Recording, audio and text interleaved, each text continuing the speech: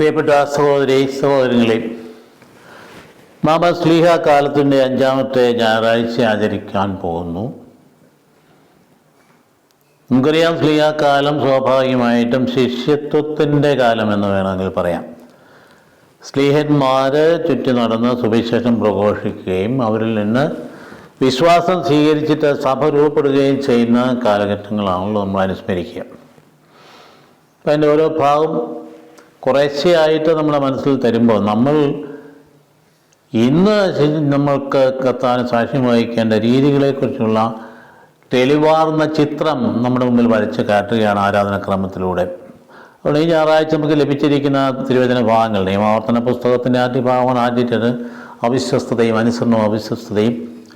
രണ്ടാമത്തെ ഭാഗം ഏശയ്യായുടെ പ്രവചനം, അതായത് ദൈവത്തിൻ്റെ ആ ഉടമ്പടി ലംഘിക്കേണ്ട അവസ്ഥയെക്കുറിച്ച് പറയുമ്പോൾ കൊറിന്തോസുകാർക്കുള്ള സഭയിൽ അന്നുണ്ടായിരുന്ന ചില പ്രത്യേകതകൾ എടുത്തു കാണിക്കുകയും അവസാനം ലോകപ്രശസ്തമായിട്ടുള്ള ഈശോയുടെ പ്രബോധനങ്ങൾ ഈ ഉത്കണ്ഠപ്പെടുമെന്ന് പ്രയോഗിച്ച് ചോദിച്ചുകൊണ്ട് ദൈവപരിപാലനെ ആശ്രയിക്കാനായിട്ട് ആവശ്യപ്പെടുന്ന കാര്യങ്ങൾ, ഇതാണ് ഇന്നത്തെ വചനഭാഗമായിട്ട് നമുക്ക് നൽകപ്പെട്ടിരിക്കും. അതിൽ സ്വാഭാവികമായിട്ട് നിയമാവർത്തന പുസ്തകത്തെക്കുറിച്ച് നമുക്ക് ഉൾക്കാഴ്ചയുണ്ടല്ലോ. അതായത് നിയമാവർത്തന പുസ്തകം തന്നെ മോശ തൻ്റെ വലിയ ഭയങ്കരമായ യജ്ഞത്തിൻ്റെ സമാപന ഘട്ടത്തിൽ ദൈവം എത്ര കരുതലോടുകൂടി അവർ ജനത്തെ രൂപീകരിച്ച് കൊണ്ടുവരുന്നതെന്ന് നമുക്ക് കാണാൻ കഴിയും. മോശയും ജനത്തെ കൊണ്ടുവന്നിട്ട് അവസാനം മൊവാബ് താഴ്വരയിൽ വരെ എത്തിച്ചെന്ന് പറഞ്ഞാൽ തൊട്ടടുത്ത് പിന്നെ യോർദാൻ നദിയാണ്, അതിനപ്പുറത്തേക്ക് കാനാൻ ദേശമാണ്. അപ്പോൾ മൊവാബ് താഴ്വരയിൽ എത്തിക്കഴിഞ്ഞപ്പോൾ മോശയ്ക്ക് വീണ്ടും തോന്നി ഇവരോട് വേണ്ട കാര്യങ്ങളൊക്കെ ഒന്നുകൂടി ഉടമ്പടി പ്രകാരമായിട്ടുള്ള അനുസ്മരിപ്പിക്കണം, ആവർത്തിച്ച് പറയണം. അതുകൊണ്ടാണ് നിയമ ആവർത്തനം എന്ന് പറയാനിടയാകും. ഹോറേബ് മലയിൽ വെച്ച് നൽകപ്പെട്ട ഉടമ്പടിയാണല്ലോ 10 കൽപ്പനകൾ. അത് സമ്മതിക്കൊണ്ട് പോന്നിട്ട് ഇടയ്ക്കിടയ്ക്ക് എല്ലാം അവിശ്വസ്തത കാണിച്ച് പല പ്രാവശ്യമായ ശിക്ഷയും അനുഭവിച്ചിട്ട് എന്തെല്ലാം കാര്യങ്ങളാണ്. ആഗ്നേയ സർപ്പങ്ങളുടെ കടി കൊണ്ടു, പിന്നെ അവിടെ കിടന്നൊക്കെ നിലവിളിച്ച് വീണ്ടും പ്രാർത്ഥിച്ച് രക്ഷപ്പെട്ട് ഇങ്ങനെ വിശ്വാസവും അവിശ്വസ്തതയും നിലകലർന്നു പോകുന്ന ഒരു ജീവിത രീതിയിലൂടെ ഒരു ജനത്തെ ദൈവം രൂപീകരിച്ച് വളർത്തിക്കൊണ്ട് വരുന്ന എല്ലാ കാലത്തേക്കും മാതൃകയായിട്ടാണ്, നമുക്ക് ഓരോരുത്തർക്കും മാതൃകയായിട്ടാണ്. വിശ്വസ്തയോടുകൂടി ദൈവമായ ഉടമ്പടി നമ്മൾ പോകാമെങ്കിൽ അതാണ് നമ്മുടെ ജീവിതത്തിന് സുരക്ഷിതത്വവും സമാധാനവും. അതാണ് അവിടെ നമ്മൾ ഏതെങ്കിലും തരത്തിൽ ഭംഗം ഉണ്ടാക്കി കഴിഞ്ഞാൽ അതിൻ്റെ ഭാരം നമ്മൾ വഹിക്കുകയും കുറ്റബോധത്താൽ തളരുകയും ജീവിതം അസ്വസ്ഥമാകുകയും ചെയ്യും. അതാണ് ഇപ്പം സംഭവിച്ചുകൊണ്ടിരിക്കുന്നത്. അപ്പം അതുകൊണ്ട് ഇങ്ങനെയുള്ള കാര്യങ്ങളിലൊക്കെ ദൈവജനത്തിന് മാർഗദർശനം നൽകാൻ വേണ്ടി ആരാധനാക്രമത്തിൻ്റെ വചനശുശ്രൂഷയുടെ ഭാഗത്ത് ഇങ്ങനെയുള്ള വളരെ കറക്റ്റായിട്ടുള്ള വചനഭാഗം ക്രമീകരിച്ച് നൽകും. ഇന്ന് നിയമാവർത്തന പുസ്തകത്തിൻ്റെ 1-ാം അധ്യായം തന്നെ 33-46 വരെ വാക്യങ്ങളെ എടുത്ത് പറയുന്നു. നിങ്ങൾ കൂടാരമടിക്കുന്ന സ്ഥലം അന്വേഷിച്ചതുകൊണ്ട് അവിടുന്ന് നിങ്ങൾക്ക് മുമ്പേ നടന്നിരുന്നു. നിങ്ങൾക്ക് വഴികാട്ടാൻ വേണ്ടി അവിടുന്ന് രാത്രി അഗ്നിയിലും പകൽ മേഘസ്തംഭത്തിലും നിങ്ങൾക്ക് മുമ്പേ സഞ്ചരിച്ചിരുന്നു. അതായത് നമുക്ക് മുമ്പിൽ കർത്താവ് ഉണ്ടെന്ന്, അതുകൊണ്ട് നമ്മൾ ശൂന്യതയിലേക്കല്ല പോകുന്നതെന്ന്. അദൃശ്യനാണ് അവിടുന്ന്. അതുകൊണ്ട് നമുക്ക് വിശ്വാസം വേണം അവിടുത്തെ കാണണമെങ്കിൽ. വിശ്വാസത്തോടെ നോക്കി കഴിയുമ്പോൾ നമുക്കത് കാണാൻ കഴിയും. അപ്പോൾ അവിടുന്ന് നമ്മുടെ മുമ്പിൽ നടക്കുന്നുണ്ട്. അപ്പം നമ്മുടെ ജീവിതത്തിൽ നമ്മൾ ഇപ്പോൾ ഇന്നത്തെ ഏറ്റവും വലിയ പ്രശ്നം എന്തുകൊണ്ടാണ്? ഏകാന്തത, ആരുമില്ലാത്തൊരവസ്ഥ. അതിൻ്റെ ഫലമായിട്ടാണ് നിരാശ. അതന്ന് ആത്മഹത്യ വരേക്ക് നീളുന്നതായ ഒരവസ്ഥാവിശേഷത്തിലാണ് കർത്താവ് പറയുന്നത്, നീ അങ്ങനെ ഇരിക്കാനുള്ളവനല്ല. നിന്റെ മുമ്പിൽ കർത്താവ് നീങ്ങുന്നുണ്ട്. വിശ്വാസം നീ ഉണർത്തിയെടുക്കണം. അവിശ്വസ്തതയിൽ നിന്ന് നീ പിന്മാറണം.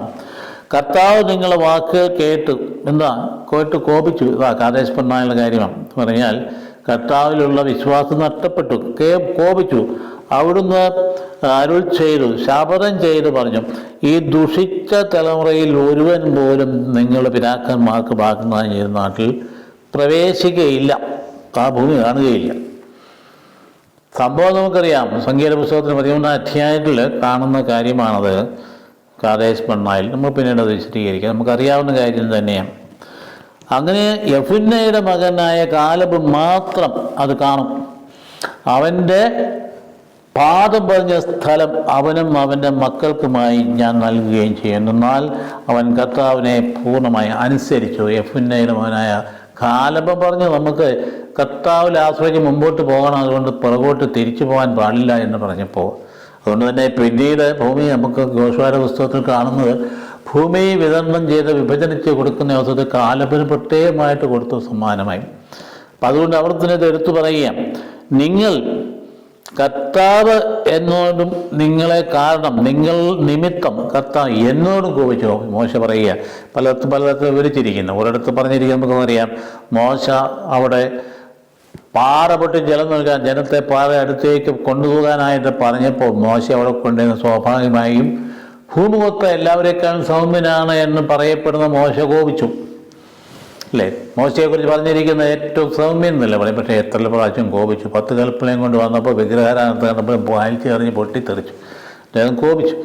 സംഗീത പുസ്തകം 11 അധ്യായത്തിൽ ദൈവത്തോട് കോപിക്കുന്നതാണ് എന്ന് പറഞ്ഞതുപോലെ ഇവിടെ അദ്ദേഹം ഭയങ്കരമായിട്ട് കോപിച്ചു.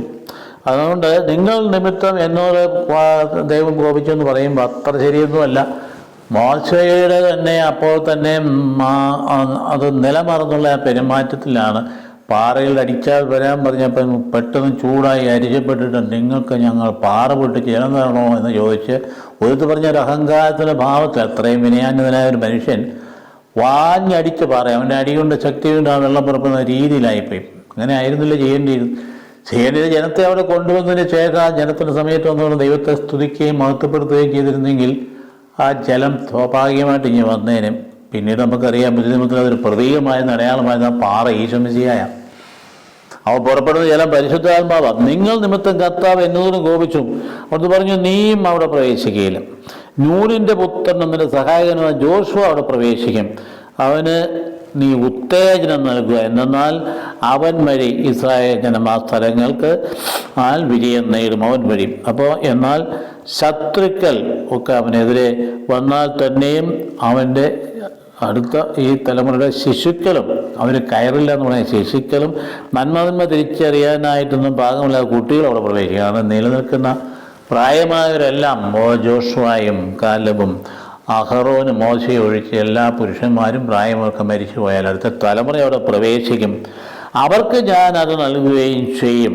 അതായത് അവരത് സ്വന്തമാക്കുകയും ചെയ്യും.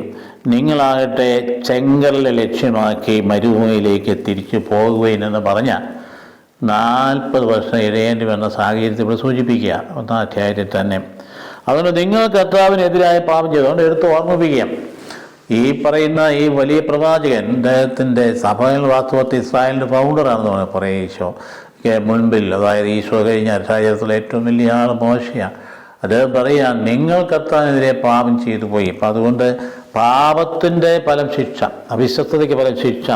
അതുകൊണ്ട് എന്നാൽ നമ്മുടെ ദൈവമായ കർത്താവിൻ്റെ ആജ്ഞകളെ നിങ്ങൾ അനുസരിച്ചില്ല. അപ്പം അതുകൊണ്ട് ഞങ്ങൾ തന്നെ യുദ്ധം ചെയ്തുകൊള്ളാം എന്ന് അപ്പോൾ നിങ്ങൾ പറഞ്ഞു. അപ്പോൾ അങ്ങനത്തെ അതായത് ഇപ്പം പോകണ്ട എന്ന് പറഞ്ഞ് വാട്ടി പറഞ്ഞു അയ്യോ ഞങ്ങൾ ഉടനെ പോയേക്കാന്ന് പറയാം. അപ്പം ദൈവം പറഞ്ഞു അങ്ങനെയല്ല, നിങ്ങൾ ഓരോരുത്തരും യുദ്ധം നയിക്കാൻ വേണ്ടി മലമ്പ്രദേശത്തേക്ക് ഓടിപ്പോയത് എളുപ്പമാണെന്ന് വിചാരിക്കുകയും ചെയ്തു. അപ്പോൾ കർത്താവ് എന്നോട് പറഞ്ഞു അവിടേക്ക് പോകരുത് എന്ന് അവരോട് പറയുക.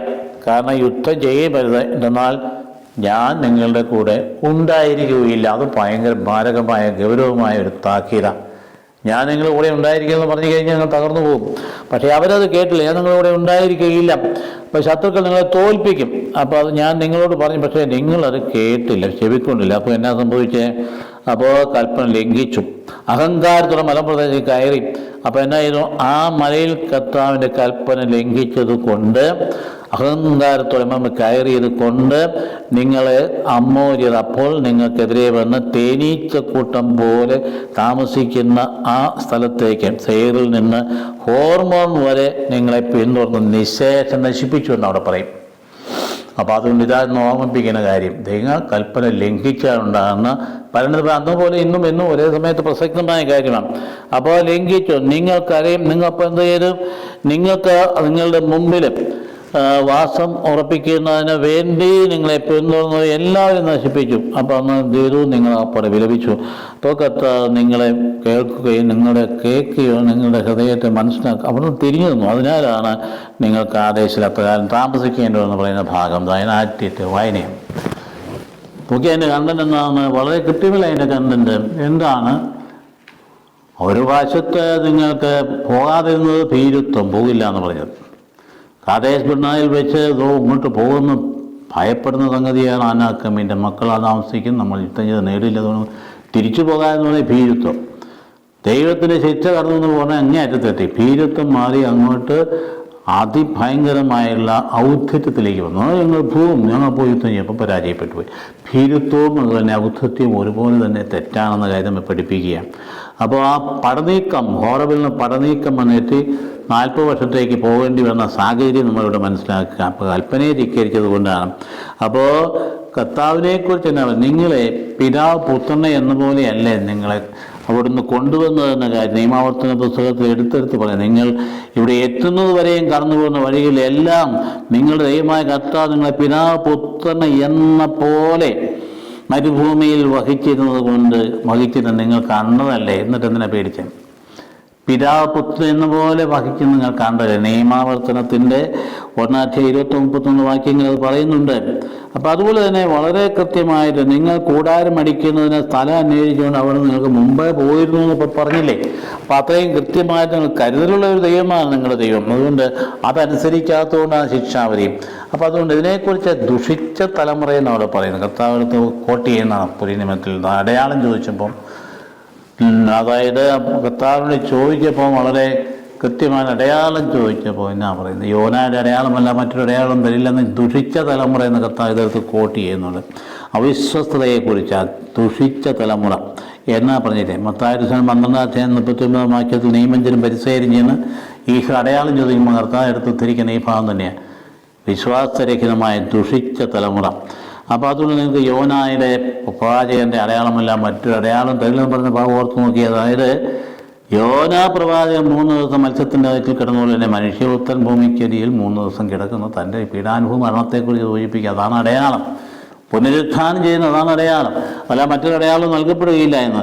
അപ്പോൾ അതുകൊണ്ട് ഇവിടെ കർത്താവ് കൂടെയില്ല എന്ന് കൃത്യം പറഞ്ഞു. ഔദ്ധത്യത്തോടെ പോയി കഴിഞ്ഞാൽ കർത്താവ് കൂടെയില്ല. നമ്മൾ പലപ്പോഴും എന്തെങ്കിലും കാര്യം ചെയ്യാൻ ഒരുങ്ങുമ്പോൾ ഞാൻ തന്നെ എൻ്റെ മിടുക്കുണ്ട്, മെയ്വഴക്ക് കൊണ്ട്, മനഃശക്തി കൊണ്ട്, എൻ്റെ കഴിവ് കൊണ്ടൊക്കെ നേടാൻ എന്ന് വിചാരിക്കരുത് സഹോദരങ്ങളെ.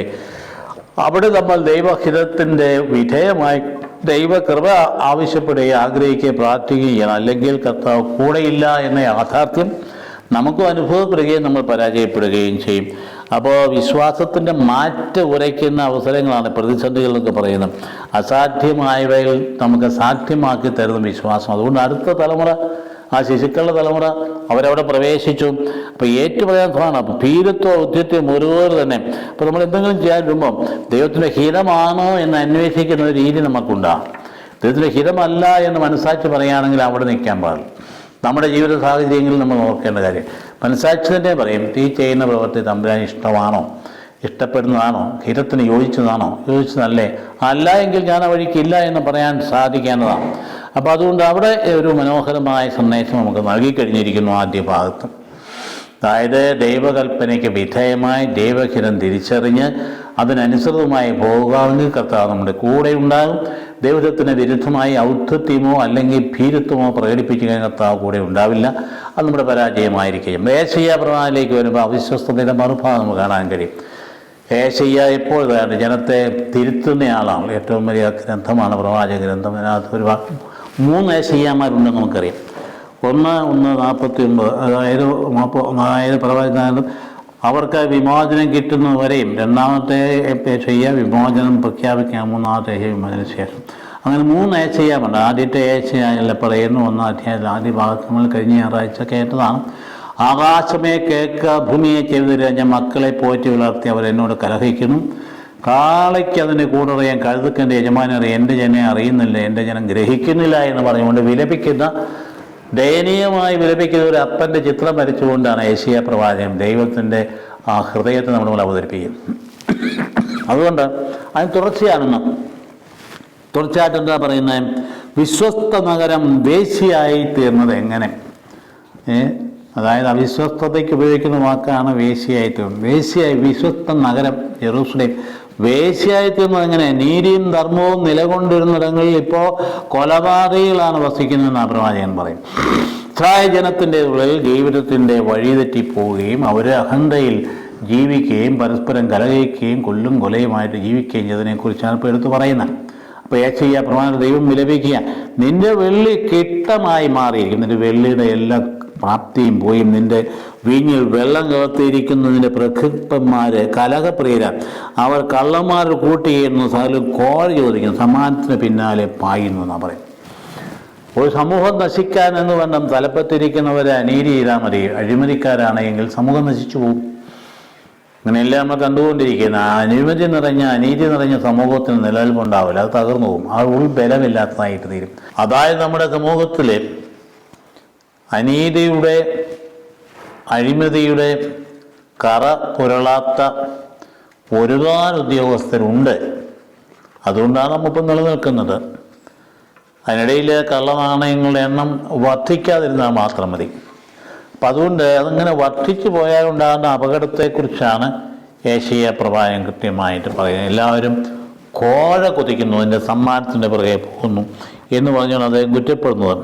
അപ്പോൾ എന്നാ പറയുന്നത്? അതുകൊണ്ട് ഇസ്രായേലിൻ്റെ ശക്തനായവൻ അരുളി ചെയ്യുന്നതിൻ്റെ ക്രോധം എൻ്റെ ശത്രുക്കളുടെ മേൽ ഞാൻ ചൊരിയും, എൻ്റെ വൈരികളോട് ഞാൻ പ്രതികാരം ചെയ്യും. ഇവിടെ രണ്ട് കാര്യങ്ങൾ അവിടെ വ്യക്തമായിട്ട് പറഞ്ഞു വരികയാണ്. അതായത് അവിശ്വസ്തതയ്ക്ക് ശിക്ഷയുണ്ടാകും, അതേസമയത്ത് ആ ശിക്ഷ അവസാന വാക്കല്ല, രക്ഷയിലേക്ക് തിരിക്കും. പിന്നീട് പറയുന്ന നീതിയുടെ നഗരമെന്നും വിശ്വസ്തയുടെ നഗരമെന്ന് നീ വിളിക്കപ്പെടും എന്ന് പറഞ്ഞാൽ വിശുദ്ധീകരിക്കപ്പെടും, രക്ഷിക്കപ്പെടും. സിയോൻ നീതി കൊണ്ട് വീണ്ടെടുക്കപ്പെടും. അവിടെ അനുദപിക്കുന്ന എല്ലാവരും ധർമ്മനിഷ്ഠരുമാവും. അതായത് ദൈവത്തിൻ്റെ ഹൃദയം കരുണയുടെ ഹൃദയം. ഒരേ സമയത്ത് മിഷ്പാത്ത് നീതി, അതേസമയത്ത് സദേക്ക് കരുണ.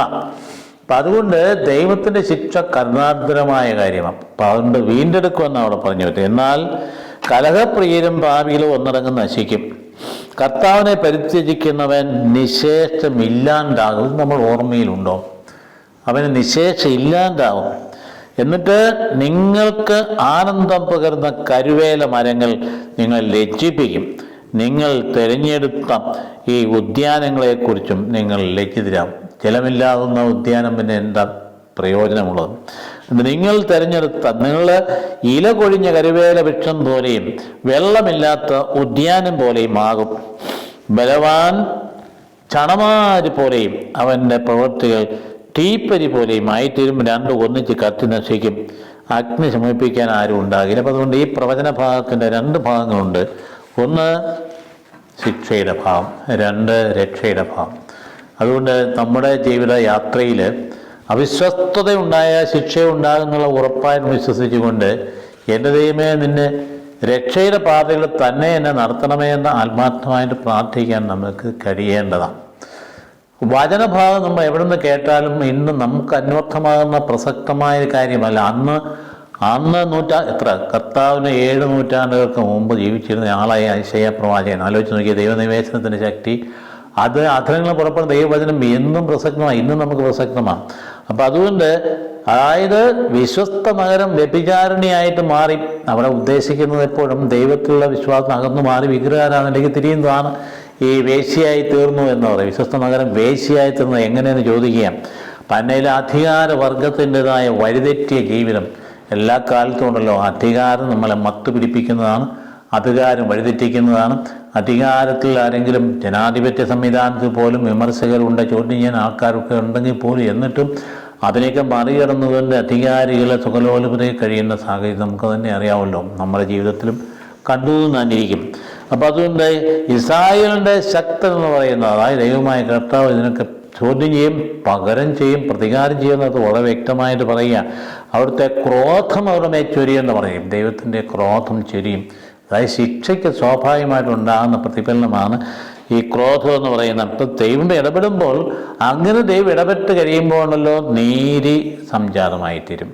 അപ്പോൾ അധർമ്മത്തിൻ്റെ അനീതിയുടെയും ആ നഗരം നീതിയുടെ നഗരമായിട്ട് മാറും. അതുകൊണ്ടാണ് ദൈവത്തിൻ്റെ ആ നീതി, മിഷ്പാത്ത് എന്ന് പറയുന്ന സംഗതി, അത് ദൈവനീതിയാണ്. അത് ഉടമ്പടിയുടെ വ്യവസ്ഥ തന്നെയാണ്. ദൈവജനത്തെ രൂപീകരിച്ചപ്പോൾ തന്നെ പറഞ്ഞിരുന്ന ഒരു കാര്യമാണ്, ഈ നിബന്ധനകൾ പാലിച്ചാൽ, അതായത് ദൈവവുമായിട്ട് ഉടമ്പടി, നിങ്ങൾ എൻ്റെ ജനം, ഞാൻ നിങ്ങളുടെ ദൈവം, നിങ്ങൾ എൻ്റെ സ്വന്തം ജനം, എൻ്റെ പുരോഹിത ജനം, എൻ്റെ വിശുദ്ധ ജനം എന്നൊക്കെ പറഞ്ഞ ദൈവം, ഞാൻ പരിശുദ്ധനായിരിക്കും, നിങ്ങൾ പരിശുദ്ധനായിരിക്കുമെന്ന് പറയുന്ന ആഗ്രഹിക്കുകയും ചെയ്തിട്ടാണ് 10 കൽപ്പനകൾ നൽകിയത്. അത് നമ്മൾ വിശേഷ വിധിയായിട്ട് പാലിച്ചു കൊണ്ട് പോകുമ്പോൾ നമ്മുടെ ഹൃദയത്തിൽ സമാധാനം ഉണ്ടാകും. അത് നഷ്ടപ്പെടുത്തി കളഞ്ഞാൽ അത് അവസാനം, അതായത് ദൈവത്തെ സംബന്ധിച്ച് അവസാന വാക്ക് ശിക്ഷയല്ല കേട്ടോ, രക്ഷയാണ്. ശിക്ഷിക്കാനല്ല ദൈവം ഇരിക്കുന്നത്, രക്ഷിക്കാനായിരിക്കുന്നത്. അപ്പം അതുകൊണ്ട് അത് വളരെ മറ്റു കാര്യങ്ങൾ ബലവാനായിരിക്കും. അതായത് ദൈവത്തിന് വിരുദ്ധമായ കാര്യങ്ങൾ ബലവാനായിരിക്കുന്നവൻ തകർക്കപ്പെടും. തമ്പുരാൻ കണക്ക് ചോദിക്കുന്ന പറയുന്നത്. അപ്പൊ ദൈവത്തിന്റെ ഹൃദയം ആർദ്രതയിലാണ്. അത് തന്നെ ഹോസി പ്രവാചകനാണ്. അപ്പം ഈ പ്രവാചകന്മാർ പലരുമായി ആർദ്രതയെടുത്ത് അവതരിപ്പിക്കാൻ നമുക്ക് കാണാൻ സാധിക്കും. ഹോസി പ്രവാചകന്റെ 11-ാം അധ്യായത്തിൽ പറയുന്ന, ഇസ്രായേൽ ശിശുവായിരുന്നപ്പോൾ ഞാൻ അവനെ സ്നേഹിച്ചു, ഈജിപ്തിൽ നിന്നും എൻ്റെ മകനെ ഞാൻ വിളിച്ചു എന്നൊക്കെ പറഞ്ഞിരിക്കുന്ന ഇസ്രായേലിനെ സ്വന്തം മകനായിട്ടാണ്. ഈജിപ്തിൽ നിന്ന് എൻ്റെ മകനെ ഞാൻ വിളിച്ചു. എന്നിട്ട് എന്നാൽ എൻ്റെ അടുക്കിലേക്ക് വിളിക്കും തോറും അവൻ എന്നിൽ നിന്ന് അകന്നുപോയി. നടക്കാൻ പഠിപ്പിച്ചത് ഞാനാണ്. ഇസ്രായേലിനെ നടക്കാൻ പഠിപ്പിച്ചു. ദൈവം പറയുന്ന വാക്കുകൾ കേട്ടില്ലേ? നിന്നെ നടക്കാൻ പഠിപ്പിച്ചത് ഞാനാണ്. അപ്പോൾ സിയോനെ ഞാൻ നീതി കൊണ്ട് വീണ്ടെടുക്കുന്നു ഇവിടെ പറയുമ്പോൾ അതിനെ ഉദ്ദേശിക്കുന്ന, അതായത് ദൈവത്തിൻ്റെ കരുണയാണ്. സദഖ് എന്ന ഹീബ്രു വാക്കുകളുടെ അപ്പം വരുവൻ നമുക്ക് രമ്യതപ്പെടാ എന്ന് പറയുന്നത് അതുകൊണ്ടാണ്. അപ്പോൾ പാപത്തിന് ഫലം ശിക്ഷയുണ്ട്, അനുഭവിച്ച് വരുന്ന രക്ഷയുമുണ്ട്. അപ്പോൾ അതുകൊണ്ട് അതൊരു ദൈവത്തെ അറിയുന്നില്ല എന്നല്ല ദൈവത്തിൻ്റെ പരാതി. അറിവെന്ന് പറയുന്നത് താത്വിക അറിവല്ല. എന്തറിവാണത്? അത് ആ അടിമത്തത്തിൽ മോചിപ്പിച്ച ദൈവത്തിൽ ആശ്രയിക്കുന്ന സ്നേഹത്തിൻ്റെ അറിവാണ്. അത് നന്ദിയുടെയും ആദരവിൻ്റെയും, അതാണ് അതിൻ്റെ കൽപ്പന അനുസരിച്ച് പ്രധാനപ്പെട്ട ഒരു കാര്യം എന്ന് പറയുന്നത്. വിധേയത്വവും നന്ദി പ്രകാശനം, അതാണ് അറിവെന്ന് പറയുമ്പം. ദൈവത്തെ അറിയുക എന്ന് പറയുമ്പോൾ യുക്തി കൊണ്ട് ബുദ്ധി കൊണ്ട് കാര്യം ഗ്രഹിക്കുന്ന കാര്യങ്ങളല്ല പ്രധാനപ്പെട്ട കാര്യം. ആ അറിവ് ആത്മജ്ഞാനത്തിൽ ദൈവ മനുഷ്യ ബന്ധത്തിൽ നിന്ന് കടന്നു വരുന്നതാണ്. അപ്പോൾ അതുകൊണ്ട് നമ്മൾ വസ്തുവായിട്ട് തിരികെ, അതായത് ബലിയർപ്പിക്കുന്നവൻ മാത്രമല്ല, അവൻ ബലിയർപ്പകനും ബലി വസ്തുവായിട്ട് രൂപാന്തരപ്പെടുകയാണ്. അതുകൊണ്ടാണ് ആ പ്രവാചകൻ ആദ്യം തന്നെ പറയുന്നത്, നിങ്ങളുടെ അന്ധകരണം ശുദ്ധമാകണം. അതുകൊണ്ട് പുതിയ നിയമത്തിൽ കർത്താവെ കർത്താവെന്ന് വിളിക്കുന്നവരല്ല സ്വർഗ്ഗരാജ്യത്തിൽ പ്രവേശിക്കുക, എൻ്റെ പിതാവിൻ്റെ ഹിതം നിർവഹിക്കുന്നവരാണ്. അന്ധകരണ ശുദ്ധമാണ്. അർത്ഥശൂന്യമായ ആരാധന തമ്പുരാൻ ഇഷ്ടപ്പെടുന്നില്ല. അതിൻ്റെ 2 ഭാഗങ്ങൾ നമ്മൾ കേട്ടു. ആദ്യ ഭാഗത്ത് നിയമാവർത്തന പുസ്തകത്തിൽ നിന്ന്, രണ്ടാമത്തെ ഭാഗത്ത് ഏശയ്യായുടെ പുസ്തകത്തിൽ നിന്ന്. ഏശയ്യായുടെ പുസ്തകത്തിൻ്റെ ആരംഭത്തിൻ്റെ ആദ്യ അധ്യായത്തിൽ നിന്നാണ് കടന്നു വരുന്നത്. കഴിഞ്ഞ ഞായറാഴ്ച നമ്മൾ കേട്ടത് തന്നെയാണ്. പിന്നീട് നമ്മൾ കോറിന്തോസ് സഭയിലേക്ക് കടക്കാം. കോറിന്തോസിലെ ചില ഭാഗങ്ങളെടുത്ത് പറയുകയാണ്. 14-ാം അധ്യായത്തിൽ നിന്നാണ് ദാനങ്ങളെക്കുറിച്ച് പറയുന്ന സംഗതികൾ. നമുക്ക് തന്നെ അറിയാമല്ലോ കോറിന്തോസ് സഭയുടെ പ്രത്യേകത. സുദീർഘമായ ലേഖനങ്ങൾ 2 ഫസ്റ്റ് കൊറിന്ത്യൻ, സെക്കൻഡ് കൊറിന്ത്യൻ. അവരുടെ പ്രശ്നങ്ങൾ വളരെ വലുതാണ്. ആദ്യം തന്നെ എടുത്തു നോക്കിയാലോ കൊറിന്തോസ്കാർ 1-ാം ലേഖനത്തിൻ്റെ ആദ്യ ഭാഗം എടുത്ത് നോക്കിയാൽ മുഴുവൻ അവരെയുള്ള നേതൃത്വത്തിൻ്റെ വടംവലിയുടെ പ്രശ്നമാണ് ഭയങ്കരമായി. 1 തൊട്ട് 4 അധ്യായങ്ങളെ അതാണ് പറയും. അവർ പല ഗ്രൂപ്പുകളുണ്ടായി. ക്ലോയയുടെ ആളുകൾ ഞാൻ കേൾക്കുന്നവരുടെ ഭിന്നതയുണ്ടെന്ന് പറഞ്ഞിട്ട് ആരാ നിങ്ങൾക്ക് വേണ്ടി കുരിശിൽ തറച്ച് കുരിശിൽ മരിച്ചത് ആരാ?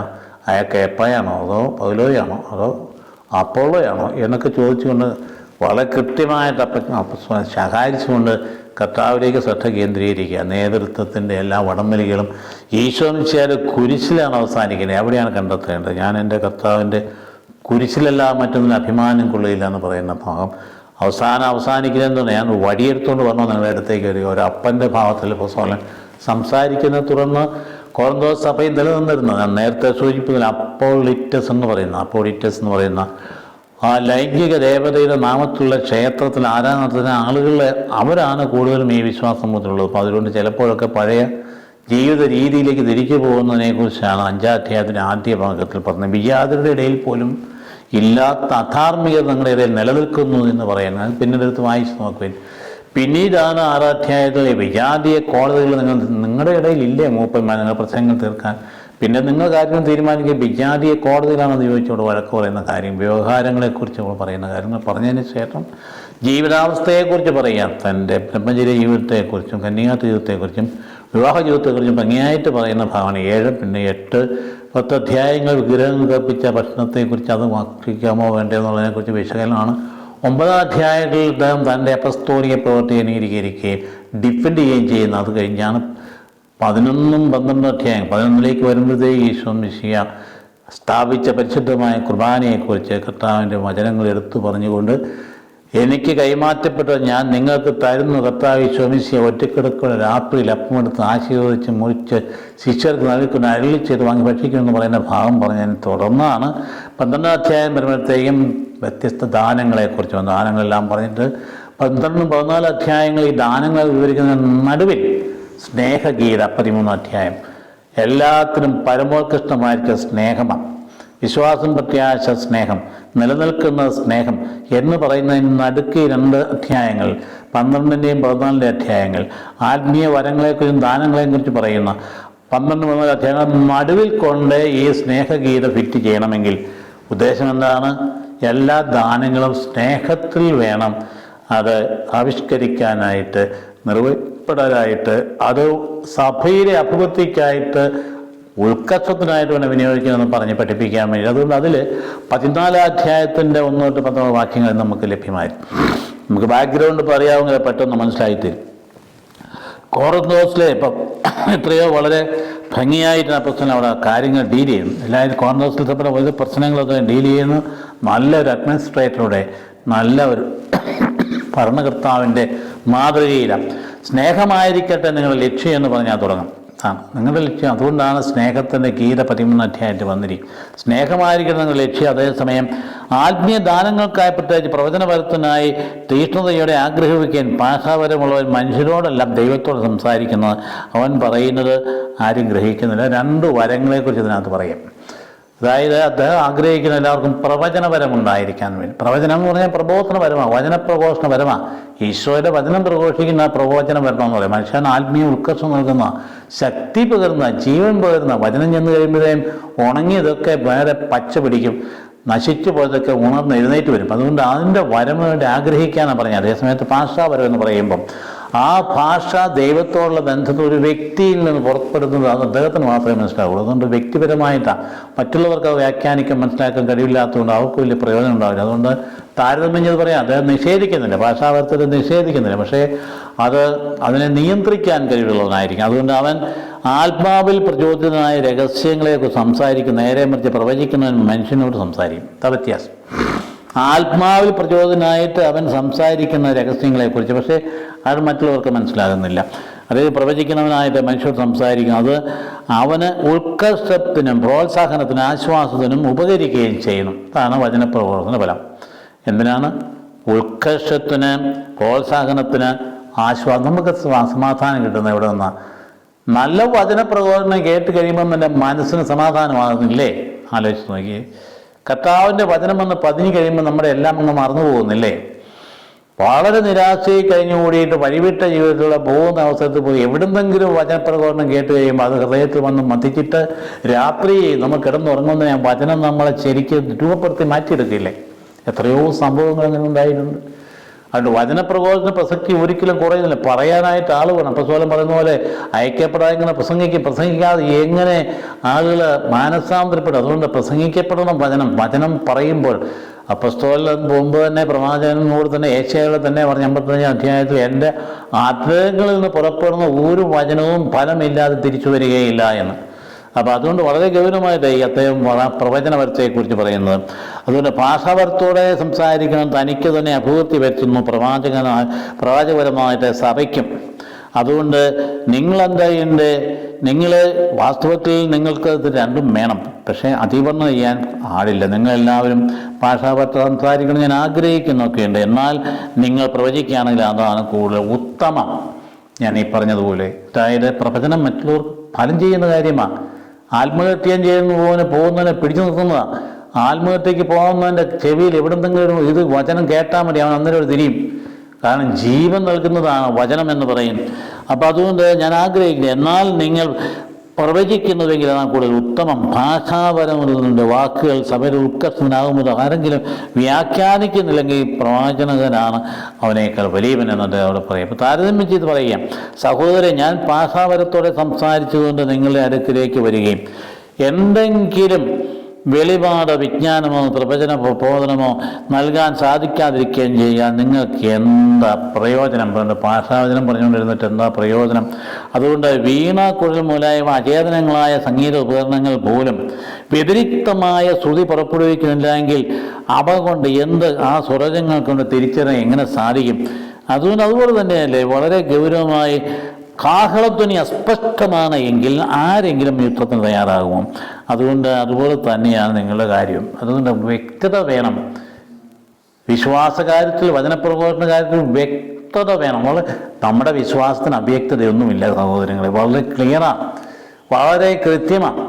ആ പ്രപഞ്ച സൃഷ്ടാവായ ദൈവത്തിൽ 3 ആളുകളുണ്ടെന്നും അത് സൃഷ്ടാവായ ദൈവത്തെപ്പോലെ തന്നെ തൻ്റെ പുത്രനെ രക്ഷിതാവായിട്ട് വിട്ടെന്നും രക്ഷിതാവായിട്ട് വന്നവൻ നമ്മുടെ നടുവിലൂടെ നടന്നെന്നും നമ്മുടെ ജീവിതത്തിൽ സ്വർഗരാജ്യത്തിൻ്റെ കാര്യങ്ങൾ പറഞ്ഞു തന്നെന്നും സ്വർഗരാജ്യത്തിൻ്റെ നല്ല രഹസ്യങ്ങൾ വെളിപ്പെടുത്തി തന്നെന്നും അവസാനം എൻ്റെയും നിങ്ങളെയും പാവം ചുമലിൽ ഏറ്റിക്കൊണ്ട് പാവപരിഹാരാർത്ഥം കുരിശിൽ മരിച്ചെന്നും മരിച്ചവനെ പരിശുദ്ധാത്മാവിലൂടെ ഉയർത്തപ്പെട്ടതെന്നും ഉയർത്തപ്പെട്ടവരാൻ വലത്തുവാത്തിരിക്കുന്നുവെന്നും അവിടെ ഇരുന്നുകൊണ്ട് നമ്മെ വിളിക്കുന്നുവെന്നും അവൻ്റെ കൂടെ ആയിരിക്കാൻ വേണ്ടിയിട്ട് അവൻ രണ്ടാമത് വീണ്ടും വരുമെന്നുള്ള കാര്യം ഇതല്ലേ നമ്മുടെ വിശ്വാസം.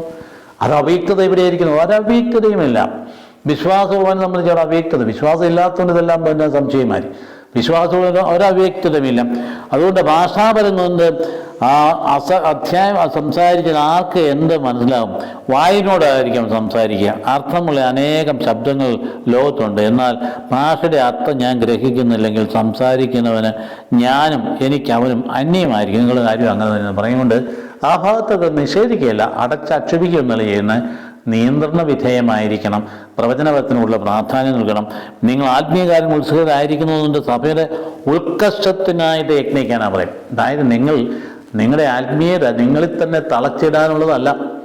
നിങ്ങൾ തന്നെ പ്രാർത്ഥിച്ച് നിങ്ങൾ തന്നെ ആത്മീയ ഉത്കർഷം വെച്ചുകൊണ്ട് തന്നെ വീട്ടിൽ കുത്തിയിരിക്കാനല്ല പറഞ്ഞിരിക്കും.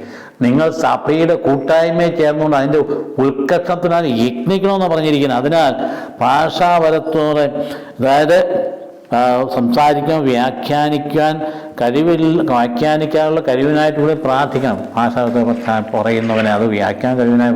അപ്പോൾ ഈ ഭാഗം നമ്മൾ നോക്കുമ്പോൾ വളരെ കൃത്യമാണ്. ഇന്നും അതിൻ്റെ പ്രസക്തി ഉണ്ടല്ലേ. അപ്പസ്തോലൻ ഇന്ന് പറയും, ഇന്നലെ എഴുതി വെച്ച പോലെ തോന്നുന്നില്ലേ നമുക്ക്?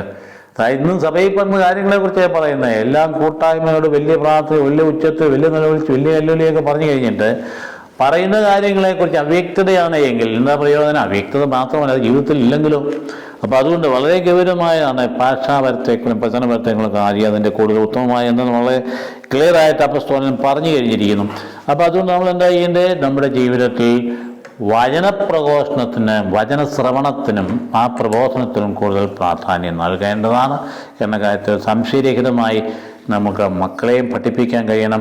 ദൈവവചനത്തിൻ്റെ ശക്തി, അതിൻ്റെ സ്വാധീനം എത്രയോ വലുതാണ്. എത്രയോ ജീവിതങ്ങളെ മാറ്റിമറിച്ചതാണ് ഒരുവാനും. മനുഷ്യൻ ഈ ലോകം മുഴുവൻ നേടിയാൽ നിൻ്റെ ആത്മാവിച്ച ഫലം എന്ത് എന്ന് ചോദിച്ചതിൻ്റെ ഒറ്റ വചനത്തിൽ നിന്നാണ് വലിയ ലോകത്തിലെ ഏറ്റവും വലിയ വിശുദ്ധന്മാരിൽ ഒരു വിശുദ്ധൻ രൂപം കൊണ്ടുവന്നത്. വലിയ പണ്ഡിതനായ ഒരാൾ ജ്ഞേയശത്തിലായുള്ള രൂപപ്പെട്ടത് അങ്ങനെയാണ്. അപ്പോൾ അതുകൊണ്ട് ഒരു വചനത്തിൽ മനുഷ്യനെ മാറ്റിമറിക്കാൻ സാധിക്കും. വചനം ഇരുമുന വാളാന്ന് പറഞ്ഞതുകൊണ്ടാണ് ഈ പറയുന്നവൻ്റെ കേൾക്കുന്നവൻ്റെ ഹൃദയം പുലർക്കുന്ന ഇടപാടാണ് ദൈവജനം എന്ന് പറയുന്ന സംഗതി. അപ്പോൾ അതുകൊണ്ട് നമ്മൾ അതേക്കുറിച്ചുള്ള എന്തേത് മാരമായി ധ്യാനിച്ചാലും മതിയാവുകയില്ല. ഈ അവസാനത്തിലാണ് ദൈവപരിപാലനയെക്കുറിച്ച് കർത്താവ് തന്നെ നേരിട്ട് പഠിപ്പിക്കുന്ന ഭാഗങ്ങളാണ്. ലൂക്കാ സുവിശേഷകൻ്റെ 12ാം അധ്യായത്തിൽ നമുക്ക് ഇന്നത്തെ ധ്യാനത്തിനായിട്ട് എടുത്ത് ആരാധനക്രമത്തിൽ വെച്ചിരിക്കുന്നത്. ദൈവപരിപാലനയിൽ ആശ്രയിക്കുക. എപ്പോഴും നമ്മുടെ മനസ്സിൽ കാണും മനുഷ്യൻ എപ്പോഴും ഉത്കണ്ഠാകുലനാണ്. പ്രത്യേകിച്ച് പണ്ടത്തെ കാലമൊക്കെ അടിയന് ഉത്കണ്ഠ കൂടുതലുണ്ട്. കാരണം മക്കൾ കൂടിയില്ല. മക്കൾ കൂടെ ഇല്ലാത്തതൊക്കെ മാതാപിതാക്കൾക്ക് ഉത്കണ്ഠയാണ്. ഇനി മക്കൾ ചെറുപ്പമാണെങ്കിൽ പള്ളിക്കൂടത്തുനിന്ന് പോകാൻ വേണ്ടി വീട്ടിൽ നിന്ന് ഇറക്കി വിടുമ്പോൾ തന്നെ ഉത്കണ്ഠയാണ്. തിരിച്ചു വരുന്നത് എങ്ങനെ തമ്പുരാനെ നിലവിളിച്ചുകൊണ്ടാണ്. പെൺകുട്ടിയാണ് ഒട്ട് പറയുകയും വേണം. അതുകൊണ്ട് ഇച്ചിരി പ്രായമായി വേണം അപ്പടി ഉത്കണ്ഠയാണ്. നമുക്കറിയാവുന്ന അനുഭവിക്കുന്ന ഭയങ്കര ഉത്കണ്ഠ. പണ്ട് ഇത്രയൊന്നും ഇല്ല. നമുക്ക് കൂട്ടുകുടുംബ വ്യവസ്ഥയിൽ പണ്ട് നമ്മൾ ജീവിച്ചിരുമ്പോൾ ഇത്രയും പണമില്ലാത്ത ഘട്ടങ്ങളിലൊന്നും സാമ്പത്തികമൊന്നും ഇല്ലാത്ത ഇതുപോലെ സൗകര്യങ്ങളോ നല്ല വീടോ നല്ല വണ്ടിയോ നല്ല വാഹനങ്ങളോ ഒന്നും ജീവിതസൗകര്യം ഒന്നും ഇല്ലാത്ത കാലഘട്ടങ്ങളിൽ നമുക്ക് ഇത്രയും ഉത്കണ്ഠയില്ലായിരുന്നു. നമുക്ക് ആപ്പാടെ ഒരുപാട് ചാണകം വേണ്ടി വീട്ടിനകത്ത് കുറേ കന്നുകാലികളുമായിട്ട് ജീവിച്ച് 3 ദിവസം ഭക്ഷണം കഴിച്ച് കുഞ്ഞുങ്ങളെ പലപ്പോഴും പഠിപ്പിച്ച ഘട്ടമുണ്ടല്ലോ. ഇന്നത്തെ പോലെ അന്നത്തെ പോലെ അല്ല. ഇന്നും വലിയ ഭയങ്കരമായിട്ട് യൂണിഫോം ഇട്ട് ബൂട്ട്സും സൂട്ടീസും ഒക്കെ കെട്ടി ടൈ ഒക്കെ കെട്ടി അടുത്ത് വരുന്ന വണ്ടിയെ കയറ്റി വിടുന്ന അവസ്ഥയിലൊക്കെ ഉണ്ടാകുന്ന എല്ലാം സുരക്ഷിതം വിചാരിക്കുന്നിടത്താണ് ഉത്കണ്ഠ കൂടുതൽ. ഭയങ്കരമായ ഉത്കണ്ഠ, മനസ്സിന് ഉത്കണ്ഠ. നമുക്ക് അതുകൊണ്ടാണ് കർത്താവ് അന്ന് പറയുന്ന കാര്യങ്ങൾ ഈശോയുടെ അതിൽ നിന്ന് പുറപ്പെടുന്ന വചനത്തിന് ഒപ്പം പ്രസക്തി കൂടെ എല്ലാ കാലത്തേക്കും നിലനിൽക്കും. എൻ്റെ അതിൽ നിന്ന് പുറപ്പെടുന്ന ഒരു വചനവും ഫലം തരാൻ പുറപ്പെടുകയില്ല, തിരിച്ചു വരില്ല എന്ന് പറഞ്ഞ അർത്ഥവത്താണ്. അതുകൊണ്ട് 22-34 വാക്യങ്ങൾ പറയാം. വീണ്ടും അവൻ ശിഷ്യന്മാരുടെ അരുളി ചെയ്തു, അതിനാൽ ഞാൻ നിങ്ങളോട് പറയുന്നു, എന്ത് ഭക്ഷിക്കും എന്ന ജീവനെ പറ്റിയോ എന്ത് ധരിക്കും ശരീരത്തെ പറ്റിയോ നിങ്ങൾ ആകുലരാകേണ്ട. എന്തെന്നാൽ ജീവൻ ഭക്ഷണത്തിനും ശരീരം വസ്തുത്തിനും ഉപരിയാണ്. ആ കാലഘട്ടങ്ങളിൽ ഏറ്റവും വലിയ ഉത്കണ്ഠതാണ്. മനുഷ്യന് വേണ്ടത് ശരീരത്തിന് എന്താ വേണ്ടി 3 കാര്യങ്ങൾ. അവന് പാർപ്പിടം വേണം, അതിന് ഭക്ഷണം വേണം, അതിന് വസ്ത്രം വേണം. ഇതല്ലേ 3 പ്രധാനപ്പെട്ട കാര്യങ്ങൾ. ഭരണകർത്താക്കന്മാർ മറ്റുള്ളവർക്ക് ഉണ്ടാകാൻ വേണ്ടി നിർദ്ദേശിക്കേണ്ട കാര്യങ്ങളും അവർ കരുതേണ്ട കാര്യങ്ങൾ ഇതൊക്കെ തന്നെയാണ്. കർത്താവ് പറഞ്ഞു അതിനെക്കുറിച്ച് ഉത്കണ്ഠരാകേണ്ട. അതായത് കാക്കകളെ നോക്കുവേൻ, പക്ഷിയിലെ ഉദാഹരണം, കാക്കകളെ നോക്കുവേൻ, വിതയ്ക്കുന്നില്ല, കൊയ്യുന്നില്ല, അവർക്ക് കലപ്പുറയോ കളപ്പുരയോ ഇല്ല, എങ്കിൽ ദൈവം അവയെ പോറ്റുന്നു. ആ പക്ഷികളെക്കാൾ എത്രയോ വിലപ്പെട്ടവരാണ് നിങ്ങൾ. എത്രയോ പ്രശസ്തമായ ഉപമയെടുത്താൻ ഉപമെന്ന് പറയും. അവർ നോക്കാനാണ് പറയും. അവരെ ആരെങ്കിലും ഏതെങ്കിലും തരത്തിൽ ഒന്ന് ശേഖരിക്കും. ദൈവം അവരെ പോറ്റുന്നു. ആ ഒരു പോയിൻ്റാണ് വേണ്ടത്. ദൈവം പോറ്റും, ദൈവം സംരക്ഷിക്കുക എന്നുള്ളതാണ്. അപ്പം ലില്ലികളെ നോക്കുവേൻ, അവ നൂൽ നൂൽക്കുകയോ വസ്ത്രം നെയ്യുകയോ ഒന്നും ചെയ്യുന്നില്ല. എങ്കിലും ഞാനോട് പറയുന്നു, സോളമൻ പോലും അവൻ്റെ സർവ്വമഹത്വത്തിലും അവയെ ഒന്നിനെ പോലും അലങ്കൃതനായിരുന്നില്ല. ഇന്നുള്ളതും നാളെ തീയിടപ്പെടുന്നതുമായ പുല്ലിനെ ദൈവം എത്രമാത്രം അണിയിക്കുന്നുവെങ്കിൽ അല്പവിശ്വാസികളെ നിങ്ങളെ എത്രമാത്രം അണിയിക്കുകയില്ല. എത്ര മനോഹരമായ ഹൃദയത്തെ ഭയങ്കരമായി സ്പർശിക്കുന്ന സുന്ദരമായ കർത്താവിൻ്റെ ഉമ്മയാണ്. എത്ര നൂറ്റാണ്ടുകളായി ഇത് കേട്ടുകൊണ്ടിരിക്കുന്ന മനുഷ്യരെ ദൈവം പരിപാലനയിലേക്ക് വരാനാണ് ഈ പറയുന്നത്.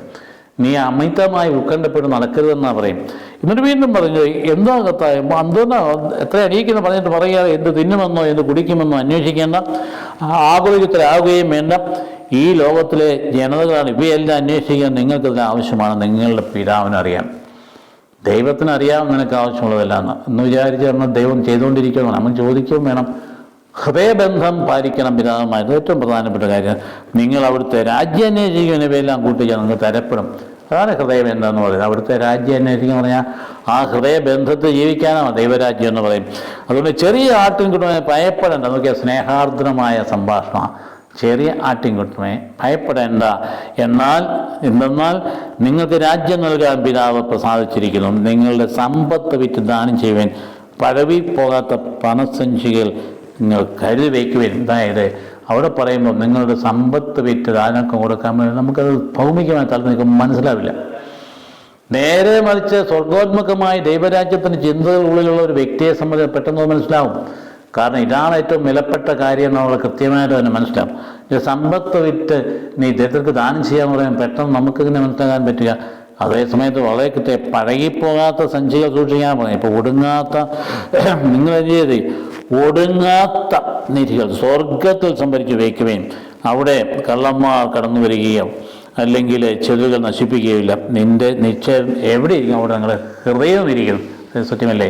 അതാണ് നമ്മുടെ ജീവിതത്തിൽ ഏറ്റവും പ്രധാനപ്പെട്ട കാര്യം എന്ന് പറയുന്നത്. അപ്പോൾ അതുകൊണ്ട് അതായത് ഇവിടെ ഇത് പറയുന്നത് എപ്പോഴാണെന്നറിയാമോ? ആ പോഷൻ്റെ ഉടമ പറഞ്ഞതിന് തുടർച്ചയായിരുന്നു.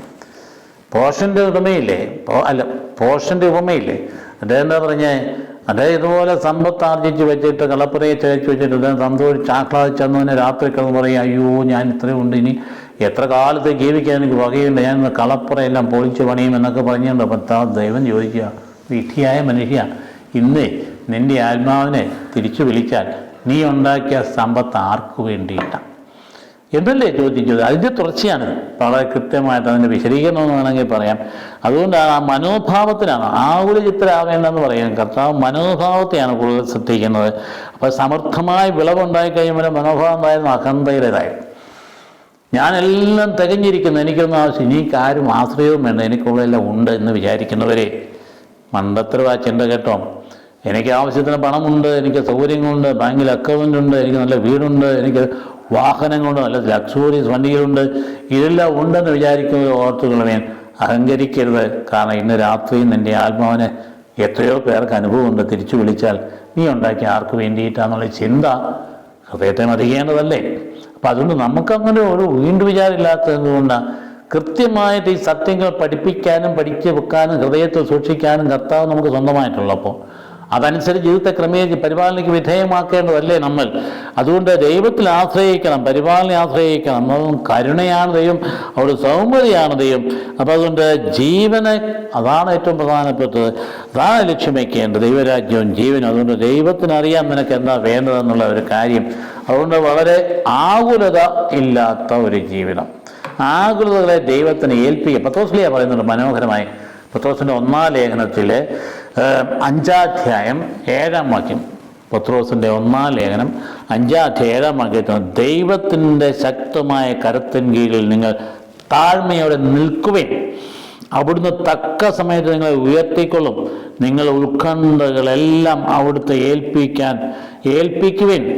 അവിടുന്ന് നിങ്ങളുടെ കാര്യത്തെ ശ്രദ്ധാലുമാണ്. നിങ്ങൾ സമചിത്തതയോടെ ഉണർന്നിരിക്കും. പത്രോസിലേക്ക് പറയുന്നത് അപ്പം അതുകൊണ്ട് പത്രോസിൻ്റെ ലേഖനം 1 ലേഖനം 5 അധ്യായം 7 വാക്യം പറഞ്ഞു കേട്ടത്. അതുകൊണ്ട് കാക്കകളോ ലില്ലികളോ അല്ലെങ്കിൽ പുല്ലുകളോ അതിനേക്കാൾ കാക്ക എന്ന് വാസ്തവത്തെ അംഗീകരിക്കപ്പെട്ട പക്ഷിയല്ലല്ലോ. അവിടെ യഹോവയുടെ നിയമം അനുസരിച്ച് അത് അശുദ്ധ മൃഗമാണ്, അശുദ്ധമാണ്.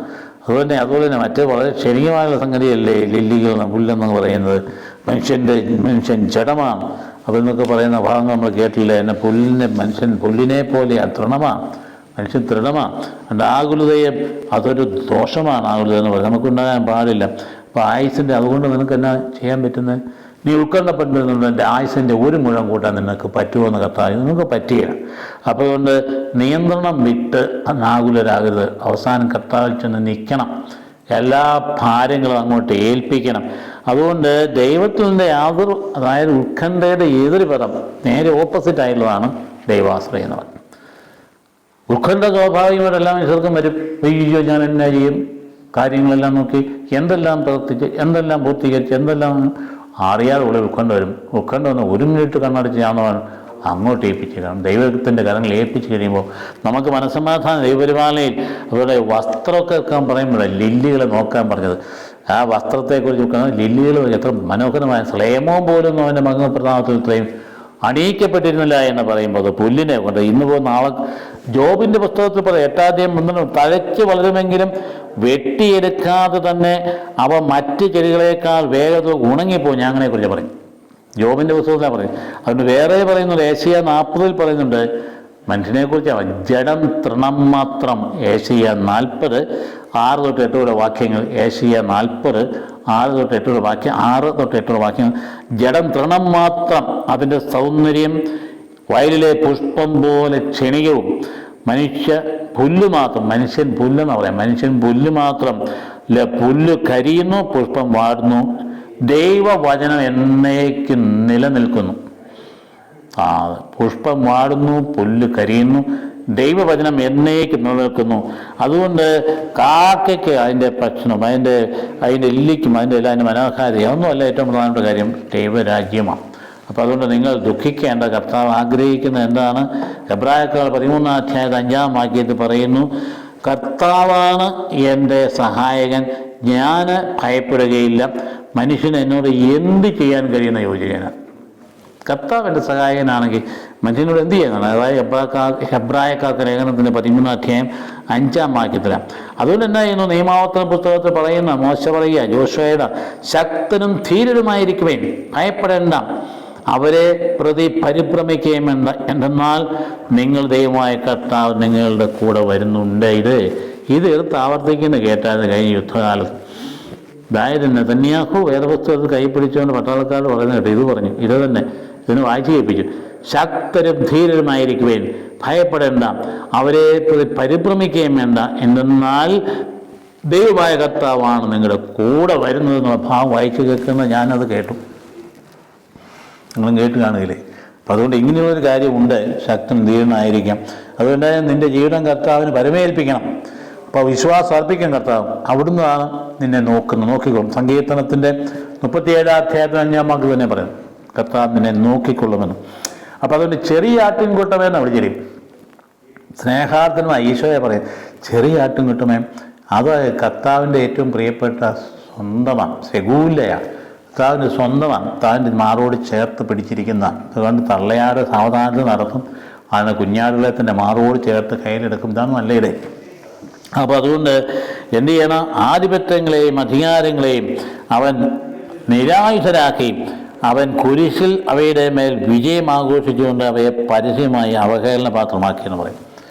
എത്ര ഭംഗിയായിട്ട് അത് പറഞ്ഞു വെച്ചിരിക്കുന്നത്, എത്ര മനോഹരമായിട്ട്. കൊളോസ്യർ ലേഖനം 2-ാം അധ്യായം 4-ാം വാക്യത്തിൽ പറയുക, കർത്താവ് ഇവയെല്ലാം ഭയങ്കരമായ രീതിയിൽ ഒക്കെ നിരായുധരാക്കി. ഇപ്പം പെട്ടെന്ന് ഭയപ്പെടുന്ന ആൾക്കാരുണ്ട്. ഈ ആടിൻ്റെ സ്വഭാവം, ആട് പെട്ടെന്ന് ഞെട്ടുന്ന കാണാൻ പോലെ പെട്ടെന്ന് ഭയപ്പെടുന്ന ആൾക്കാരുടെ ആ ഭയപ്പെടുന്ന ആൾക്കാരുടെ കർത്താവ് ചെറിയാട്ടും കൂട്ടമേ ഭയപ്പെടേണ്ട പരിപാലനം ആശ്രയിക്കുക. ദൈവത്തിൻ്റെ ശാക്തീകരണം, ദൈവരാജ്യം, അതായത് നിങ്ങൾക്ക് രാജ്യം തരാൻ പിതാവ് സന്നദ്ധനായിരിക്കും. രാജ്യം തരാൻ പറഞ്ഞാൽ അവിടുത്തെ ഹിതമനുസരിച്ച് അവിടുത്തെ കരുണ നൽകാനായിട്ട് സന്നദ്ധനായിരിക്കണം. അതുകൊണ്ട് എന്ത് ചെയ്യണം? ആ പഴകിയത് നശിച്ചു പോകുന്നതുമായിട്ടുള്ള ആ സമ്പാദ്യത്തിൽ നിങ്ങൾ ഒരുങ്ങാതെ നശിക്കാത്ത നിലനിൽക്കുന്നതുമായ സമ്പാദ്യം സ്വർഗരാജ്യത്തിൽ അതേക്കുറിച്ച് ബോധമുണ്ടെങ്കിൽ, ബോധമുള്ളവന് മാത്രമേ ഭൗതിക സമ്പത്ത് വിൽക്കാനോ കൊടുക്കാനോ ഒക്കെ പറ്റുകയുള്ളൂ. മറ്റേതാണ് സമ്പത്തെന്ന് അറിയാമെങ്കിൽ അവനത് കൊടുക്കാൻ തയ്യാറാകും. അതുകൊണ്ട് ദൈവത്തിൽ സമ്പന്നനായിരിക്കുക എന്നുള്ളതാണ് ഭോഷനായ ആ വ്യക്തിയുടെ ഉപമയിലൂടെ കർത്താവ് പഠിപ്പിച്ചതിന് തുടർച്ചയായിട്ട് നമുക്ക് കിട്ടിയിരിക്കും. നമുക്ക് ഈ ഭാഗം മനോഹരമായ ഈ ഭാഗം ഞായറാഴ്ച നൽകപ്പെട്ടിരിക്കുന്നു. ഒന്നുകൂടെ മനസ്സിലിരുത്തി കളയാം. നിയമാവർത്തന പുസ്തകത്തിലൂടെ അവിശ്വസ്തത കാണിക്കരുത് എന്ന് പറഞ്ഞുകൊണ്ട് കൃത്യമായിട്ട് കാദേശ് മണാലിലെ സംഭവം എടുത്തു പറഞ്ഞുകൊണ്ട് അന്ന് മോശ പറഞ്ഞത് ഇന്നും പ്രസക്തമായ കാര്യമാണ്. ഏഷ്യ പ്രവാചകൻ പറഞ്ഞതുപോലെ ശിക്ഷ അവിശ്വസ്തതയ്ക്ക് തീർച്ചയായിട്ടുണ്ടാകും, പക്ഷേ ശിക്ഷ അവസാനമാക്കല്ല, രക്ഷയിലേക്ക് കടന്നു വരും. കൊറിന്തോസുകാരുടെ പൗലോസ് പറഞ്ഞതുപോലെ നിങ്ങൾക്ക് എന്തെല്ലാം ദാനങ്ങളും എന്തെല്ലാം കഴിവുണ്ടെങ്കിലും സ്നേഹമായിരിക്കട്ടെ നിങ്ങളുടെ ലക്ഷ്യം. അതുകൊണ്ട് കർത്താവിൻ്റെ പരിപാലനെ ആശ്രയിച്ചുകൊണ്ട് നമ്മുടെ ജീവിതത്തെ മുമ്പോട്ട് കൊണ്ടുപോകുന്നതിന് കർത്താവെ കനിയണമെന്ന് നമുക്ക് പ്രാർത്ഥിക്കാം. കർത്താവ് ഈശോമിച്ച കൃപയും പിതാവ് അദ്ദേഹത്തിൻ്റെ സ്നേഹവും പരിശുദ്ധ സഹവാസവും നാം എല്ലാവരും ഉണ്ടായിരിക്കട്ടെ, ഇപ്പോഴും എപ്പോഴും എന്നേക്കും. ആമേൻ.